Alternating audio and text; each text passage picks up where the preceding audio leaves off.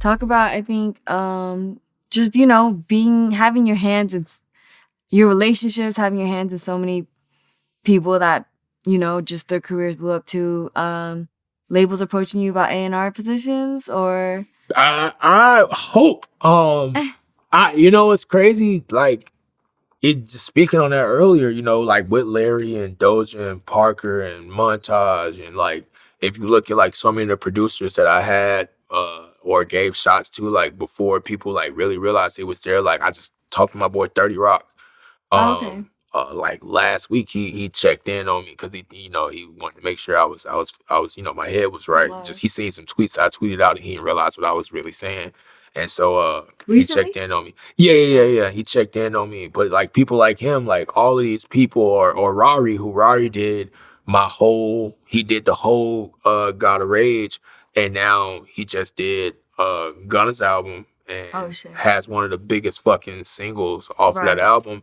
So like when you look at how many producers that I've picked out, or how many artists that I literally grabbed before anybody even realized the greatness that they would become, I would think that one of these labels would realize it. And it's a lot of like A&Rs that'll come and talk to me on the side and be like, yo, bro, you ever thought about, like doing this? Would you step off the stage and do this? And I'm like, hell yeah. Like if somebody would give me the opportunity, I would 100% go and be an A&R. Right. And, help some of these other kids, get their stuff up with those resources, which is more so what I need. Because I got the expertise. Right. It's just the resources now that you have at a major label is what I want to be able to give to artists. Hell yeah. It reminds me of Hitmaker. He went from Youngberg to Hitmaker to now this A&R. You might be telling them something. All right. Might be telling them something. That's what's up. I love that. Talk about who you've been working with recently. I saw you in a photo with Tyla Yahweh. Oh, that's my fucking boy. That's my dog. I just texted him before I got here. Yahweh is my boy. He about to drop Rager Boys. Oh, okay, yeah. His album is about to come out. G-Eazy, Jerry is one of my super good friends. How that happened? I've been knowing G for years. I ran into him on Friday. His flower shop had a little event thing. Mm-hmm. But yeah, that's great. Like, yeah, how'd that happen? I've been knowing him for years. It's a bar called On the Rox, which is like above the Roxy.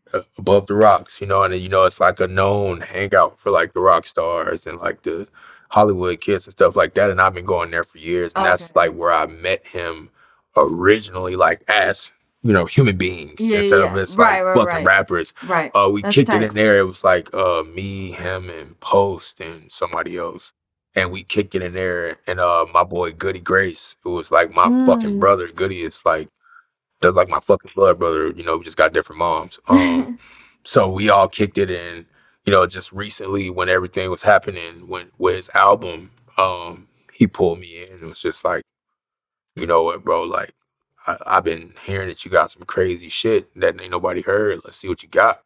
And I was just showing him what I was doing, and I was recording. We was at his house recording. He was like, nah, bro, like, we finna lock in and work on this fucking album. So we got in there, and he already had like 400 and something songs already recorded, which is a testament to how he works. And, we just got in there and made some more. So we ended up doing like Bad News for his album.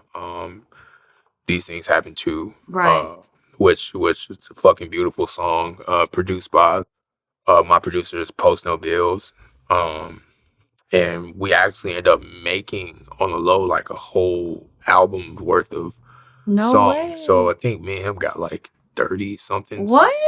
And he released Let It Be, right? Yeah, we released Let It Be, like, which he like pushed the button on that one himself. Like, we recorded that shit like 28 hours before he dropped it. Oh my God. Yeah, we like freestyled that shit real quick, and then we was like, bro, are you gonna put it out? And he just pressed the button on it in the middle of the night. He was like, you know what, fuck it, I'm dropping it. And that's tight. He dropped it. Yeah. You know what I'm saying? It was like, that's one of the hardest working people. For sure. 100%, super talented. I really, it's crazy. I really want him, and I never told him this. I guess he'll see this here, but I really want him and like Jack Harlow to like make some shit together because I feel Ooh. like that's like the same. You know what I'm saying? Like Jack is more so of the 2022 version of him, and I feel like if G would go ahead to the rock star level that he already is at, you know, and like him and Jack would just spar with those bars. I think people underrate G-Eazy bars. For Like when he want to sure. bar people up, I feel like he could really do it. For sure. You know, well, I don't even feel like it. I've seen him do it. Right. You know, so I really want them to put some work in. I think it'd be fire. Yeah. But you know, Currency. I just did some shit with I got a single with Juicy J about to come Ooh. out. No, that shit's crazy. Lex Luger produced it. Did some with Nas, ASAP Nas. Okay. Me and Ski Mask just got in Nice. and made some fire. We did something for his album and did something for my album. Where was that at? My boy Nabil Studios. It's a producer here that he's been working with hella people from Miami, which his name is getting a little bigger and bigger and bigger. Nice. On a low ski, I don't even know I'm supposed to tell people this, but he's been working with like Yeet and stuff lately. So, you know, people about to really see what he got going. But we was all at his crib, you know, just hanging out, and then we end up making some shit, and it's fucking fire. That's awesome. Hell yeah. I love the collaborative spirit, like, you know? Yeah, I like when it's natural. Yeah. You know what I'm saying? Like, I think it's a lot better but when we all just, I hate going into environments with that we came here to work only thing. Yeah. I don't think that's the best way to do it. I feel like you're just supposed to make a vibe and then we carry those vibes into the studio. For sure. Yeah. Talk about your fashion real quick. Oh, well, right now, I'm wearing the homies, so we got Lovesick. Lovesick is that's the homie shoe. He's going ridiculous right now. He got a few different people on his campaign. Okay, he just cool. did. Always gonna be some Rick. You know, it's always gonna be some Rick. You know, which is so crazy to see everybody in Rick Owens now. Is it you started that trend or what? I definitely, I don't think too many people would disagree that I did. I feel like it was only me and like Rocky for Really? in the beginning. It was just us. Like even if you go back and look at I'm trying to remember what the name of that song is with Rocky and Miguel. I'm in that video. What? Yeah, people don't realize that, but I'm in that video. It's me, him, Every Ian. day? Every day. If you look at the everyday video, it's me, Ian Connor, Rocky and Miguel. Like we all sitting at that table, and even back then, I'm wearing Rick and Helmet Lane. Even then, you know what I'm saying? So I feel like that's another thing. A lot of people kind of discredited that wasn't looking at the fashion. That I was super ahead of the game with the fashion shit because people was making all these jokes like I'm wearing Vegeta boots and he got on the Naruto shoes and Buddy just hopped out the Matrix and shit like that. And it was funny then, but now, you know, everybody running into the Rick Owens store, buying out all the shit. So now we got to order ahead of time because you got all the fucking hype beats wearing the Rick. So, you know, shouts to them. But I think my fashion is extremely underrated. Right. Hell yeah. What's your relationship with Rocky? Man, crazy enough. Rest in peace to Yams, but wow. it was actually Yams that introduced me to everybody. Way back, I still got like DMs in my phone and shit. Like way back when I first popped, Yams was actually one of the very first people to hit me about my fashion. And it was just like, yo, bro, niggas is not peeping what you doing, bro. Like I just seen you with the 24 karat gold Versace boots on, and my boy got the random, you know what I'm saying? I think the first outfit, I think it was like Alexander Wang and something else that I had on, and it was like some random raft jeans or something like that. He was like, bro, like niggas not really peeping. You one of the only Atlanta rappers like that's coming out with like real fashion, bro. Like you wearing Helmet Lane first and shit, and they're not peeping what you doing. Like link me when I come when you're in New York. And so I went to New York and the mob had a show at Webster Hall and we all kicked it out there. And then we all went to Texas for South by Southwest. And that's like one of the first times me and Rocky just got to really kick it. And that's when he went from Rocky to Flacco, and then Oh like to wow. me, you know what I'm saying, personally. And then after that, we linked in Chicago when they did like the Chicago show. I think that was like one of Key first big shows performing with them.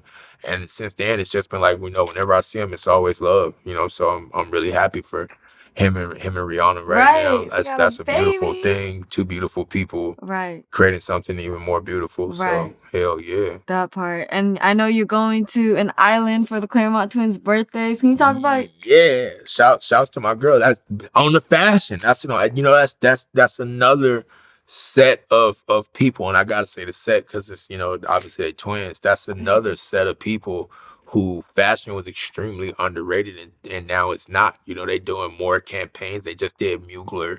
They did Supreme. They pretty much done every streetwear brand and most of the high fashion brands that matter. And of course, they still have campaigns that I'm pretty sure that they want to do. But I'm just so happy and I'm so proud of my girls. Like they've established themselves as the icons that they always knew they were. You know how what I'm did y'all saying? become tight? Huh? How did you guys become tight? Oh man. Oh shit. It's been a while now. It's been years ago. We actually knew each other a long time ago, but we got super close at a Jeremy Scott party Oh, wow. in New York. And actually, what's crazy? Those tying to each other. I went to that Jeremy Scott with me, Flacco, and my boy Curtis Williams. Yeah. So we all came and we got into the party, and it was Jeremy Scott party. So, it was the whole spectrum was there, and we felt like we was like the only straight dudes there.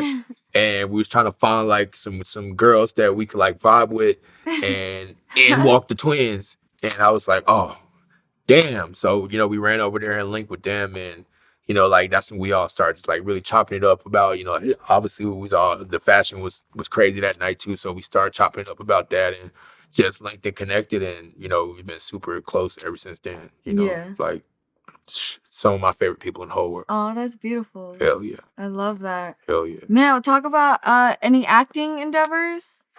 Oh man, I keep wondering if I can even still do the acting thing, because of my facial scars and stuff like that now. But I've been seeing a lot more people with what used to be considered like deformities or whatever, like different rosacea and vitiligo and stuff like that, getting in roles, and it's a lot more inclusive. So I hope that I still am able to get those roles. I was supposed to actually do a role recently, but the flights got fucked up. It was right around that time when all of the flights, people went on strike. Remember when everybody went on strike for a Right. minute? Like people was getting stranded at the airports. I was supposed to hop on a flight to New York to film a role, and the flights got fucked up, so I didn't get to go. But I'm hoping I get some more opportunities, some more auditions, a couple more script reading, something. That's what's up. That's Fuck. exciting. Man, well, what can we expect next? What are you most excited for? Man, I'm excited to get all these fucking videos out. I'm excited to get this music out, and I'm really more to see the world kind of get back to, well, the whole thing going on in Ukraine. I don't know how normal things will get, Right. but I want to see the progression of everything, of the music, of my own personal career, of my friends' careers, Right. as they continue to grow. Like my boy Kino Beats is getting bigger and bigger and bigger, and I want to see where that take them. I want to see where a lot of my film endeavors go. I'm actually starting my YouTube up. Oh yeah. With a lot of content. I got like 170 something thousand subscribers that's just sitting there. So I'm Crazy. shooting a lot of YouTube content, which will start dropping super soon. Other than that, just working on these albums with people, and the pen. I'm actually like super excited about writing a lot more for a lot more artists. I found that that's a love of mine, like to create the songs I think it's more important to me than being the one performing them all the time. Mm-hmm. Like just seeing those songs impact people. I think I found out that makes me feel more joy inside than I originally thought. So I'm really excited to get in and like write and work with more people in that regard. Other than that, shit, I'm just ready to kill shit all 2022. Yes, that's Right. the vibe. Right. Hell You gonna yeah. drop more rock star shit? More rock star shit. You know, I got to get myself back in full shape so I can start taking these shirts back off. But other than that, you know, jump on some stages and break some shit, fuck some shit up. You know, Yeah. that's all we ready to do. I love it, man. Well, I'm always rooting for you. I got you, whatever you need. Fuck yeah, you the best. I appreciate you. Thank Yeah, you for man. pulling up. You're another underrated person, man. I Y'all appreciate always pull up. We got the crazy gift bag. You feel me? Off screen. Y'all don't know. Shirley Jew coming with the gas. You know what I'm Facts. saying? With the gas. We in here. I appreciate y'all. I though. appreciate you too. Hell yeah.